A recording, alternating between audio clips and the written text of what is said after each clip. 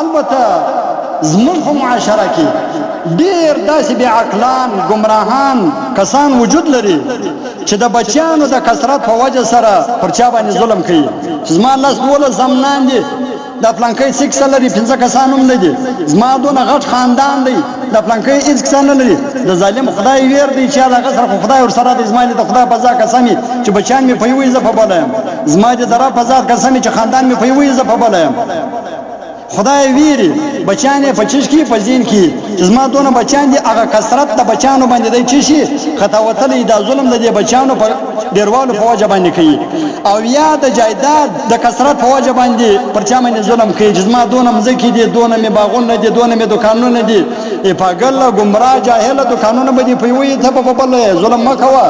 په دغه جایداد باندې د خدای شکر ادا کړه چې الله تعالی احسان سره کړی دی خدای ذکر کړی دی خدای پاک باغونه را کړی دی الله وټلانو باغونه را کړی دی خدای دا او پر سجده شپه او ورځ سجده کوه نو آیا د ظلم د لپاره ته د جایداد ډیر کړی دی چې بس مې جوړی وا کړم زکه د وروره د سمزي مزګ دي سم د سمزي مزګ خو دې په 50 لک روپیا کړ دی مثلا نه ده لکه د شارو جایداد ابا سرور یو کړ به خرڅ کم ورور د کښنی د پلانکې مسکن 6 سالري د پلانکې 6 سالري یو بچی نه یو زوی نه نه نه نه خدای بستا و مخ دی قرآن بستا مخ دی رسول بستا مخ دی آخرت او قبر ورځ د قیامت بستا و مخ دی په بچانو مخ ته وځه په ډیر جایداد باندې مخ ته وځه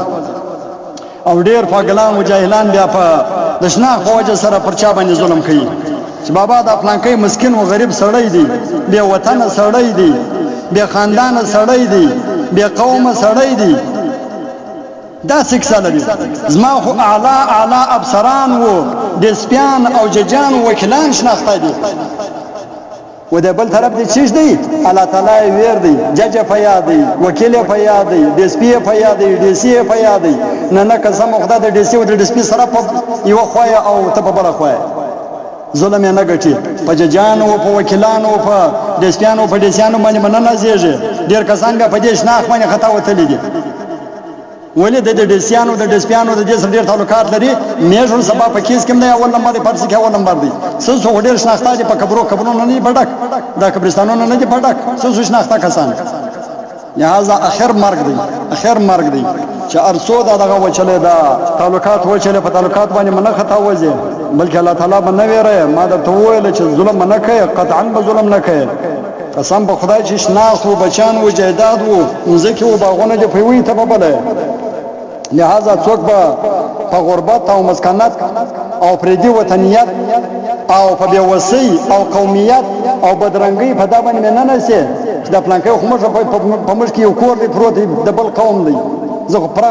ترینه م پر قوم يم زه پر سګزم پر قوم يم زه پر کاکړم پر قوم يم نه دا به نه وای هغه یو کور سره بیا خدای ور سره دی هغه وسوي سره بیا خدای ور سره دی دا سوچ باندې کوي د غریبو باندې مسکنت وو بیا وطني سوچ باندې کوي د چا ده خو مطلب دا ظلم دا دی پر ډیر کې سمانه دی